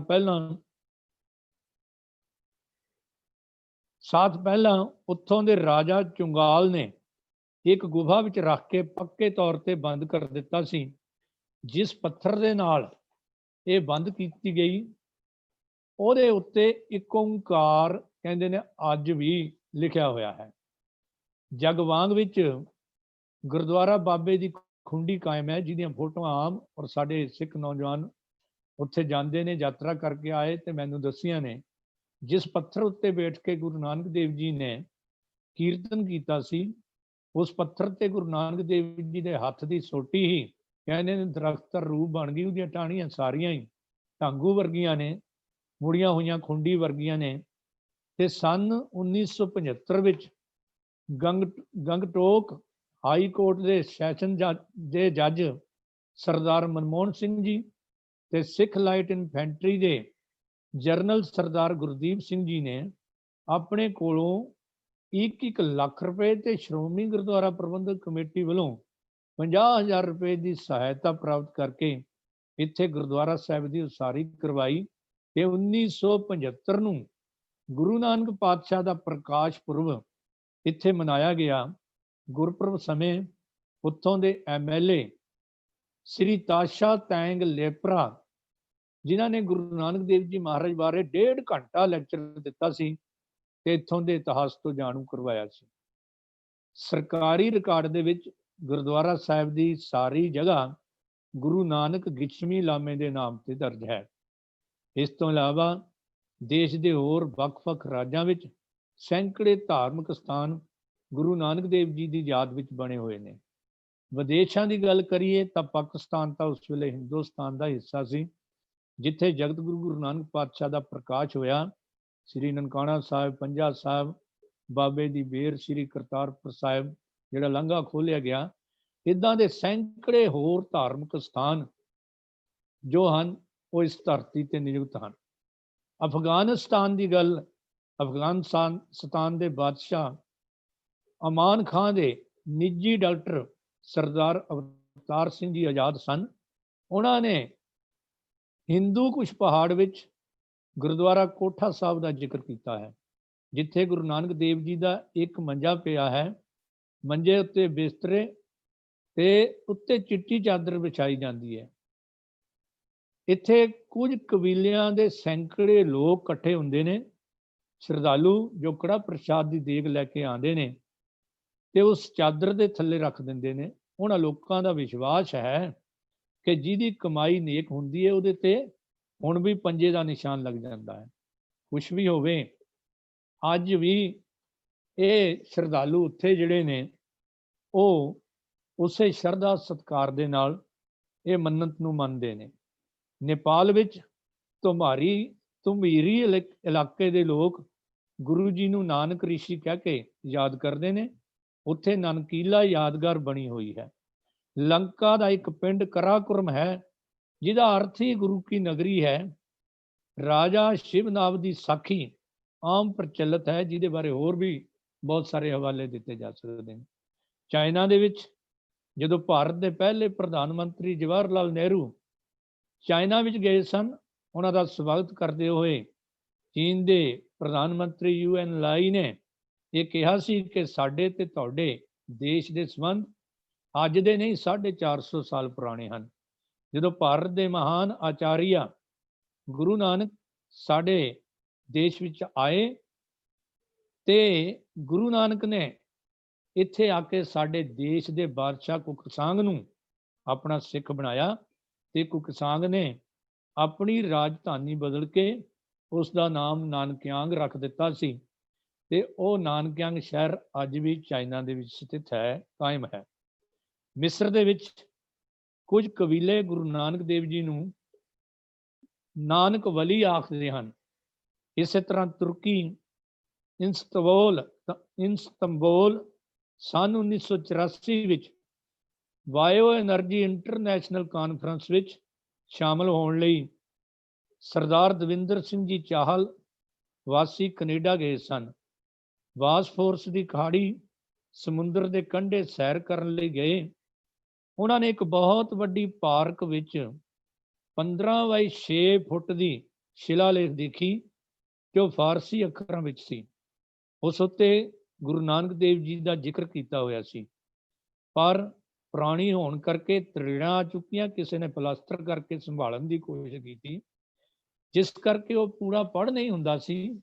ਪਰ ਜਿੰਨੀ ਕੁ ਲਿਖਤ ਸਾਹਮਣੇ ਸੀ, ਉਹਨਾਂ ਨੇ ਉਸ ਵੇਲੇ ਉਹਦੀ ਫੋਟੋ ਲੈ ਲਈ ਤੇ ਜਦੋਂ 12 ਸਾਲ ਬਾਅਦ ਉਹ ਪਾਕਿਸਤਾਨ ਦੀ ਯਾਤਰਾ ਤੇ ਗੁਰੂ ਨਾਨਕ ਪਾਤਸ਼ਾਹ ਦੀ ਅਸੀਸ ਲੈਣ ਲਈ ਗਏ ਤੇ ਉਸ ਵੇਲੇ ਉਹਨਾਂ ਦਾ ਦੋਸਤ ਇਕਬਾਲ ਕੈਸਰ, ਜੋ ਪਾਕ ਸੁਪਰੀਮ ਕੋਰਟ ਦਾ ਸੀਨੀਅਰ ਵਕੀਲ ਹੈ, ਤੇ ਉਹਨੇ ਪੁਸਤਕ ਗੁਰਧਾਮਾਂ ਤੇ ਸਿੱਖ ਗੁਰਧਾਮਾਂ ਤੇ ਲਿਖੀ ਹੈ। ਇਹ ਲਿਖਤ ਉਹਨਾਂ ਨੂੰ ਦੱਸੀ। ਅੱਗੇ ਉਹ ਆਪਣੇ ਦੋਸਤ ਵਕੀਲ ਸੈਯਦ ਅਫਜ਼ਲ ਹੈਦਰ ਪਾਸ ਉਸ ਲਿਖਤ ਨੂੰ ਪੜ੍ਹਾਉਣ ਦੇ ਲਈ ਗਏ ਤੇ ਉਸ ਲਿਖਤ ਵਿੱਚੋਂ ਜੋ ਪੜ੍ਹਿਆ ਤੇ ਸਮਝਿਆ ਗਿਆ, ਜਿੰਨਾ ਕੁ ਪੜ੍ਹ ਹੋਇਆ, ਉਹਦੀ ਹੇਠ ਲਿਖੀ ਇਬਾਰਤ ਸੀ, ਜਹਾਂਗੀਰ ਜ਼ਮਾਂ ਹਿੰਦ ਲਤ ਅਵਧ, ਜਹਾਂਗੀਰ ਜ਼ਮਾਂ ਹਿੰਦ ਲਤ ਅਵਧ ਅਲ ਮਜ਼ੀਦ ਨਾਨਕ। ਉਹਨਾਂ ਨੇ ਅਰਥ ਕਰਕੇ ਦੱਸੇ ਕਿ ਜ਼ਮਾਨੇ ਦਾ ਮਾਲਕ, ਹਿੰਦ ਦਾ ਬੰਦਾ, ਰੱਬ ਦਾ ਨਾਨਕ। ਬਸ ਇੰਨਾ ਕਿ ਪੜ੍ਹਿਆ ਜਾ ਸਕਿਆ, ਜਿਸ ਦਾ ਹਵਾਲਾ ਰੋਜ਼ਾਨਾ ਸਪੋਕ ਸਮੈਨ 2 ਨਵੰਬਰ 2009 ਨੂੰ ਇਹ ਸਾਰੀ ਲਿਖਤ ਜਿਹੜੀ ਮੇਰੇ ਪਾਸ ਪਈ ਹੈ। ਇਸੇ ਤਰ੍ਹਾਂ ਅਦਨ ਸ੍ਰੀ ਸੋਹਣ ਲਾਲ ਜੀ, ਜੋ ਹੁਣ ਅੰਮ੍ਰਿਤ ਛਕ ਕੇ ਸਰਦਾਰ ਸੋਹਣ ਸਿੰਘ ਹਿਸਟੋਰੀਅਨ ਬਣ ਚੁੱਕੇ ਹਨ, ਮਿਤੀ 4 ਅਕਤੂਬਰ 2010 ਨੂੰ ਜੀ ਪੰਜਾਬੀ ਚੈਨਲ ਤੇ ਇੰਟਰਵਿਊ ਵਿੱਚ ਉਹਨਾਂ ਨੇ ਦੱਸਿਆ ਸੀ ਕਿ ਹਿੰਗਲਾਜ ਮੰਦਿਰ ਵਿਖੇ 9 ਮੰਦਿਰਾਂ ਦੇ ਵਿੱਚ ਇੱਕ ਮੰਦਿਰ ਗੁਰੂ ਨਾਨਕ ਦੇਵ ਜੀ ਦੀ ਖੜਾਮ ਦਾ ਮੰਦਿਰ ਵੀ ਬਣਿਆ ਹੋਇਆ ਹੈ। ਗੁਰੂ ਨਾਨਕ ਦੇਵ ਜੀ ਇੱਥੋਂ ਵਸਤਾ ਬੰਦਰਗਾਹ ਤੋਂ ਸੁਮਿਆਨੀ ਪਹੁੰਚੇ, ਸੁਮਿਆਨੀ ਬੰਦਰਗਾਹ ਤੋਂ ਇੱਥੋਂ ਲਖਪਤ ਬੰਦਰਗਾਹ ਤੇ ਸਮੁੰਦਰੀ ਜਹਾਜ਼ ਰਾਹੀਂ ਅਦਨ ਪਹੁੰਚੇ। ਅਦਨ ਤੋਂ ਅੱਗੇ ਥੋੜਾ ਪਹਾੜੀ ਸਫ਼ਰ ਕਰਨਾ ਪੈਂਦਾ ਸੀ। ਇੱਥੇ ਇੱਕ ਪਹਾੜੀ ਵਿੱਚ ਗੁਰੂ ਨਾਨਕ ਦੇਵ ਜੀ ਦੀ ਯਾਦਗਾਰ ਗੁਰਦੁਆਰਾ ਸਾਹਿਬ ਸਥਿਤ ਹੈ, ਪਰ ਸਮੁੰਦਰੀ ਸਫ਼ਰ ਘਟਣ ਕਰਕੇ ਹੁਣ ਉੱਥੇ ਸੰਗਤ ਨਹੀਂ ਜਾਂਦੀ। ਇਸੇ ਤਰ੍ਹਾਂ ਅਦਨ ਤੋਂ ਇਥੋਪੀਆ ਗਏ। ਇਥੋਪੀਆ ਵਿੱਚ ਮੁਹੰਮਦ ਕੁਬਾ ਨਾਂ ਦਾ ਇੱਕ ਥਾਂ ਹੈ, ਜਿੱਥੇ ਹਟਕੇਸ਼ਵਰ ਮੰਦਿਰ ਦੇ ਪੁਜਾਰੀ ਨੇ ਸੰਗਤਾਂ ਨੂੰ ਇਕੱਠੇ ਕੀਤਾ ਤੇ ਗੁਰੂ ਨਾਨਕ ਦੇਵ ਜੀ ਨੇ ਇੱਥੇ 15 ਦਿਨ ਫਾਰਸੀ ਭਾਸ਼ਾ ਵਿੱਚ ਪ੍ਰਚਾਰ ਕੀਤਾ ਸੀ। ਕੀਨੀਆ, ਐਬੋਸੀਅਨ, ਨੈਰੋਬੀ ਵਿਖੇ ਵੀ ਫਾਰਸੀ ਭਾਸ਼ਾ ਵਿੱਚ ਗੁਰੂ ਜੀ ਨੇ ਪ੍ਰਚਾਰ ਕੀਤਾ। ਤੰਜ਼ਾਨੀਆ, ਗੁਰੂ ਨਾਨਕ ਦੇਵ ਜੀ ਤੰਜ਼ਾਨੀਆ ਤੋਂ ਯੁਗੰਡਾ ਤੇ ਇੱਥੋਂ ਰਵਾਂਡਾ ਤੱਕ ਵੀ ਗਏ। ਟਬੋਰਾ ਯੁਗੰਡਾ ਦਾ ਅੰਤਮ ਪੜਾਅ ਸੀ। ਇੱਥੇ ਐਟਿਕ ਸਥਾਨ ਤੇ ਦਾਸ ਪ੍ਰਥਾ ਦੇ ਖਿਲਾਫ ਆਵਾਜ਼ ਬੁਲੰਦ ਕੀਤੀ। ਜਦੋਂ ਗੁਰੂ ਨਾਨਕ ਦੇਵ ਜੀ ਬਾਦਸ਼ਾਹ ਦੇ ਦਰਬਾਰ ਵਿੱਚ ਪਹੁੰਚੇ, ਇੱਕ ਦਾਸ ਨੂੰ, ਗੁਲਾਮ ਨੂੰ ਬੰਨ੍ਹ ਕੇ ਗਰਮ ਲੋਹੇ ਦੇ ਨਾਲ ਸਟੈਂਪ ਕੀਤਾ ਜਾ ਰਿਹਾ ਸੀ, ਮੋਹਰ ਦਾਗੀ ਜਾ ਰਹੀ ਸੀ। ਉਹ ਕੁਰਲਾ ਰਿਹਾ ਸੀ, ਚੀਕਾਂ ਮਾਰ ਰਿਹਾ ਸੀ, ਬਾਕੀ ਹੱਸ ਰਹੇ ਸਨ। ਜਿਸ ਨੂੰ ਦੇਖ ਕੇ ਗੁਰੂ ਨਾਨਕ ਦੇਵ ਜੀ ਨੇ ਰਾਜੇ ਸ਼ੀਹ ਮੁਕੱਦਮ ਕੁੱਤੇ ਸ਼ਬਦ ਇੱਥੇ ਉਚਾਰਨ ਕੀਤਾ। ਤੇ ਉੱਥੋਂ ਦੀ ਭਾਸ਼ਾ ਵਿੱਚ ਇਸ ਜ਼ੁਲਮ ਦੇ ਖਿਲਾਫ ਲੋਕਾਂ ਨੂੰ ਸੁਚੇਤ ਕੀਤਾ। ਯਾਦ ਰਹੇ ਕਿ ਕੋਂਗੋ ਯੁਗਾਂਡਾ ਦੇ ਰਾਜ ਜ਼ੋਨ 3 ਜੋ ਕਾਨੂੰਨ 18 ਜੂਨ 1452 ਨੂੰ ਲਾਗੂ ਕੀਤਾ ਸੀ ਅਤੇ ਕੋਂਗੋ ਯੁਗਾਂਡਾ ਦੇ ਰਾਜੇ ਕਿੰਗ ਫਿੰਸੋ ਨੇ ਗੁਰੂ ਜੀ ਤੋਂ ਪ੍ਰਭਾਵਿਤ ਹੋ ਕੇ 1521 ਵਿੱਚ ਇਹ ਦਾਸ ਪ੍ਰਥਾ ਹਮੇਸ਼ਾ ਲਈ ਬੰਦ ਕਰ ਦਿੱਤੀ।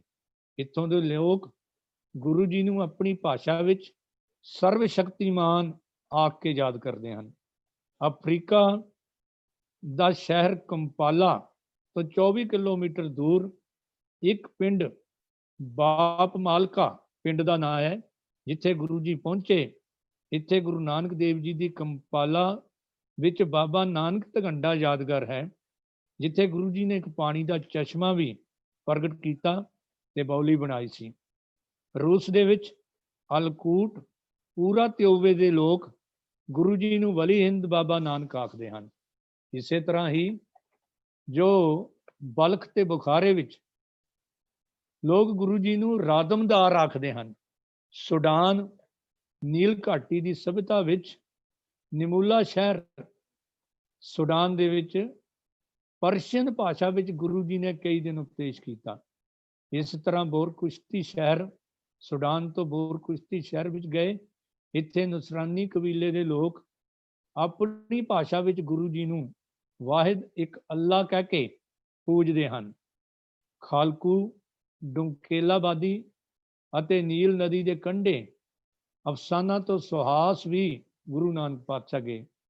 ਪੈਰੋ ਮਿਸਰ ਦੀ ਰਾਜਧਾਨੀ ਪੈਰੋ ਵਿਖੇ ਵੀ ਗੁਰੂ ਜੀ ਗਏ ਤੇ ਮਿਸਰ ਦੇ ਕੁਝ ਕਬੀਲੇ ਗੁਰੂ ਜੀ ਨੂੰ ਵਲੀ ਹਿੰਦ ਕਹਿ ਕੇ ਪੂਜਦੇ ਹਨ। ਅਲੈਗਜ਼ੈਂਡਰੀਆ ਵਿਖੇ ਕੋਰੇ ਤੇ ਕੈਂਕੇ ਸਥਾਨ ਤੇ ਪੁੱਜੇ, ਜਿੱਥੇ ਗੁਰੂ ਜੀ ਦੀ ਯਾਦ ਵਿੱਚ ਇੱਕ ਸ਼ਿਲਾਲੇਖ ਵੀ ਲੱਗੀ ਹੋਈ ਹੈ। ਸੰਨ 1939-40 ਵਿੱਚ ਦੂਜੇ ਮਹਾਯੁੱਧ ਵੇਲੇ ਸਿੱਖ ਫੌਜੀਆਂ ਨੇ ਇਹ ਸ਼ਿਲਾਲੇਖ ਦੇਖੀ, ਜਿਸ ਉੱਤੇ ਗੁਰੂ ਜੀ ਦੀ ਯਾਤਰਾ ਦਾ ਜ਼ਿਕਰ ਕੀਤਾ ਹੋਇਆ ਸੀ, ਪਰ ਉਹਨਾਂ ਪਾਸ ਕੈਮਰੇ ਆਦਿ ਨਾ ਹੋਣ ਕਰਕੇ ਕੋਈ ਫੋਟੋ ਆਦਿ ਨਹੀਂ ਖਿੱਚ ਸਕੇ। ਇਸੇ ਤਰ੍ਹਾਂ ਰੋਮ ਦਾ ਬਾਦਸ਼ਾਹ ਹਮੀਦ ਕਾਰੂਨ ਦੀ ਸਾਖੀ, ਜੋ ਗੁਰੂ ਜੀ ਦਾ ਸ਼ਰਧਾਲੂ ਬਣਿਆ, ਜਿਸ ਨੇ ਮਾਇਆ ਦੇ 40 ਗੰਜ ਜੋੜੇ ਹੋਏ ਸਨ, ਗੁਰੂ ਜੀ ਦੇ ਉਪਦੇਸ਼ ਤੇ ਚੱਲਦਿਆਂ ਉਹ 40 ਗੰਜ ਉਸਨੇ ਲੋਕਾਂ ਦੀ ਭਲਾਈ ਵਿੱਚ ਖਰਚ ਕਰ ਦਿੱਤੇ ਸਨ। ਗੁਰਸਿੱਖ ਸੰਜੋਗ ਦੇ ਮੁਤਾਬਕ ਹਾਂਗਕਾਂਗ ਵਿੱਚ ਵੀ ਇੱਕ ਅਸਥਾਨ ਨਾਨਕ ਫੁੰਗੀ ਗੁਰੂ ਨਾਨਕ ਦੇਵ ਜੀ ਦੀ ਯਾਦ ਵਿੱਚ ਉਸ ਗੁਰਸਿੱਖ ਸੰਜੋਗ ਅਖਬਾਰ ਨੇ ਪੰਦਰਵਾੜਾ ਦਾ ਜੋ ਅਖਬਾਰ ਸੀ ਲਿਖਿਆ ਸੀ। ਇਸੇ ਤਰ੍ਹਾਂ ਯਰੂਸ਼ਲਮ ਈਸਾ ਜੀ ਦੇ ਜਨਮ ਸਥਾਨ ਤੋਂ 2 ਮੀਲ ਦੂਰ ਮਰੀਅਮ ਦੀ ਪਹਾੜੀ ਤੇ, ਜਿੱਥੇ ਈਸਾ ਜੀ ਜੰਗ ਤੋਂ ਬਚ ਕੇ ਗੁਪਤਵਾਸ ਹੋਏ ਸਨ, ਬਾਬਾ ਨਾਨਕ ਇਲਾਹੀ ਨੂਰ ਯਾਦਗਾਰ ਸੀ। ਇਹ ਗੱਲ ਸਵਾਮੀ ਕਲਿਆਣ ਦਾਸ ਜੀ ਨੇ ਆਪਣੀ ਲਿਖੀ ਪੁਸਤਕ ਸੱਚੀ ਖੋਜ ਦੇ ਪੰਨਾ 68 ਉੱਤੇ ਲਿਖੀ ਹੋਈ ਹੈ। ਇਸ ਸਥਾਨ ਤੋਂ 21 ਮੀਲ ਦੇ ਫਾਸਲੇ ਤੇ ਇੱਕ ਡਡਸੀ ਨਾਮ ਦੀ ਝੀਲ ਦਾ ਜ਼ਿਕਰ ਕੀਤਾ, ਜਿਸ ਦੀ ਲੰਬਾਈ 80 ਕਿਲੋਮੀਟਰ ਤੇ ਚੌੜਾਈ 40 ਕਿਲੋਮੀਟਰ ਨਹੀਂ 80 ਮੀਲ ਤੇ 40 ਮੀਲ ਸਵਾਮੀ ਜੀ ਨੇ ਲਿਖੀ। ਇਹਦੇ 3 ਪਾਸੇ ਪਹਾੜ ਹੈ। ਇਸ ਵਿੱਚ ਪੈਣ ਵਾਲੇ ਦਰਿਆ ਦਾ ਨਾਮ ਜਾਰਡਨ ਹੈ। ਸੱਚੀ ਖੋਜ ਦੇ ਪੰਨਾ 69 ਉੱਤੇ ਸਵਾਮੀ ਜੀ ਲਿਖਦੇ ਹਨ ਕਿ ਇਸ ਝੀਲ ਵਿੱਚ ਭਾਰਤ ਤੋਂ ਲਿਆਂਦੇ ਹੋਏ ਜਾਂ ਬਾਕੀ ਦੁਨੀਆ ਤੋਂ ਗੈਰ ਮੁਸਲਮਾਨਾਂ ਨੂੰ ਡੁਬੋ ਕੇ ਮਾਰਿਆ ਜਾਂਦਾ ਸੀ, ਤੇ ਉਸ ਵੇਲੇ ਗੁਰੂ ਜੀ ਦੇ ਚਰਨਾਂ 'ਚ ਉਹਨਾਂ ਅਰਦਾਸ ਕੀਤੀ, ਲੋਕਾਂ ਨੇ ਬੇਨਤੀ ਕੀਤੀ ਤੇ ਗੁਰੂ ਪਾਤਸ਼ਾਹ ਨੇ ਸਹਿਜ ਸੁਭਾਏ ਕਿਹਾ, ਹੁਣ ਇੱਥੇ ਕੋਈ ਨਹੀਂ ਡੁੱਬੇਗਾ, ਡੱਡੂਆਂ ਵਾਂਗ ਤਰਨਗੇ। ਉਹਨਾਂ ਲੋਕਾਂ ਦਾ ਵਿਸ਼ਵਾਸ ਹੈ ਜੋ ਸਵਾਮੀ ਕਲਿਆਣ ਦਾਸ ਜੀ ਨੇ ਲਿਖਿਆ ਹੈ। ਤੇ ਇਸ ਉੱਤੇ ਇੱਕ ਲੱਕੜ ਦਾ ਪੁਲ ਸੀ। ਕਹਿੰਦੇ ਨੇ ਦੂਜੇ ਮਹਾਯੁੱਧ ਸਮੇਂ ਜਦੋਂ ਸਿੱਖ ਪਲਟਨ ਉੱਥੋਂ ਦੀ ਲੰਘ ਰਹੀ ਸੀ ਤਾਂ ਤੁਰਕੀ ਫੌਜ ਨੇ ਗੋਲਾ ਮਾਰਿਆ, ਸਾਰੇ ਫੌਜੀ ਝੀਲ ਵਿੱਚ ਡਿੱਗੇ, ਜੋ ਕਿ ਤੀਜੇ ਦਿਨ ਕੱਢੇ ਗਏ, ਮਰਿਆ ਕੋਈ ਨਹੀਂ। ਇਸ ਸਥਾਨ ਤੇ ਸਿੱਖ ਫੌਜੀਆਂ ਨੇ 2 ਅਖੰਡ ਪਾਠ ਵੀ ਕੀਤੇ ਸਨ। ਉੱਥੋਂ ਦੇ ਕੁਝ ਲੋਕ ਸਿਰ ਉੱਤੇ ਕੇਸ ਤੇ ਦਾੜੀ ਸਾਬਤ ਸੂਰਤ ਰੱਖਦੇ ਹਨ। ਇਹ ਲੋਕ ਦਾੜੀ ਨੂੰ ਦਿਗਲ ਤੇ ਮੁੱਛਾਂ ਨੂੰ ਸ਼ਨਮ ਕਹਿੰਦੇ ਹਨ, ਤੇ ਦਾੜੀ ਮੁੱਛਾਂ ਵਾਲੇ ਨੂੰ ਇਹ ਰਾਗਲ ਕੋਇਸ਼ ਤੇ ਕਤੀਰ ਕੋਸ਼ ਦੇ ਨਾਮ ਨਾਲ ਯਾਦ ਕਰਦੇ ਹਨ, ਜਿਸ ਦਾ ਅਰਥ ਹੈ ਬਹੁਤ ਚੰਗੇ ਆਦਮੀ। ਇਸੇ ਤਰ੍ਹਾਂ ਹੀ ਬਗਦਾਦ ਦੇ ਵਿੱਚ, ਇਹ ਤਾਂ ਭਾਈ ਗੁਰਦਾਸ ਜੀ ਨੇ ਵੀ ਪੂਰਾ ਵਿਸਤਾਰ ਨਾਲ ਜ਼ਿਕਰ ਕੀਤਾ ਹੈ, ਉਹਦਾ ਵਿਸਤਾਰ ਅਸੀਂ ਅਗਲੀ ਕਲਾਸ ਦੇ ਵਿੱਚ ਕਰਾਂਗੇ। ਮੱਕਾ, ਇਹ ਵੀ ਭਾਈ ਗੁਰਦਾਸ ਜੀ ਨੇ ਪੂਰਾ ਜ਼ਿਕਰ ਕੀਤਾ, ਉਹ ਡਿਟੇਲ ਨਾਲ ਉੱਥੇ ਵੀ ਅਗਲੇ ਉਹਦੇ ਵਿੱਚ ਕਰਾਂਗੇ। ਮਦੀਨਾ, ਮੱਕੇ ਤੋਂ 400 ਕਿਲੋਮੀਟਰ ਦੂਰ ਗੁਰੂ ਜੀ ਮਦੀਨਾ ਵਿਖੇ ਵੀ ਗਏ, ਜਿਸ ਦਾ ਜ਼ਿਕਰ ਅਸੀਂ ਆਉਣ ਵਾਲੀਆਂ ਅਗਲੀਆਂ ਕਲਾਸਾਂ ਦੇ ਵਿੱਚ ਕਰਾਂਗੇ।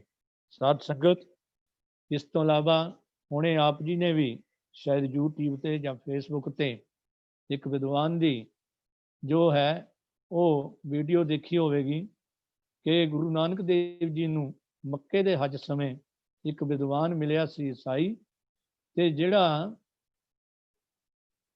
ਰਹਿਣ ਵਾਲਾ ਸੀ ਇਟਲੀ ਦਾ, ਸ਼ਾਇਦ ਲਾਇਬ੍ਰੇਰੀ ਵਿੱਚੋਂ ਹੁਣ ਕਿਤਾਬਾਂ ਪ੍ਰਾਪਤ ਹੋਈਆਂ ਨੇ, ਉਹਦੇ 'ਚ ਗੁਰੂ ਨਾਨਕ ਪਾਤਸ਼ਾਹ ਦਾ ਇਟਲੀ ਤੇ ਜਾਪਾਨ ਤੱਕ ਦਾ ਵੀ ਜ਼ਿਕਰ ਉਹ ਮੈਂ ਕੱਲ੍ਹ ਪਰਸੋਂ ਹੀ ਸੁਣਿਆ ਸੀ, ਤੇ ਮੁੜ ਕੇ ਮੈਂ ਨੋਟ ਨਹੀਂ ਕਰ ਸਕਿਆ।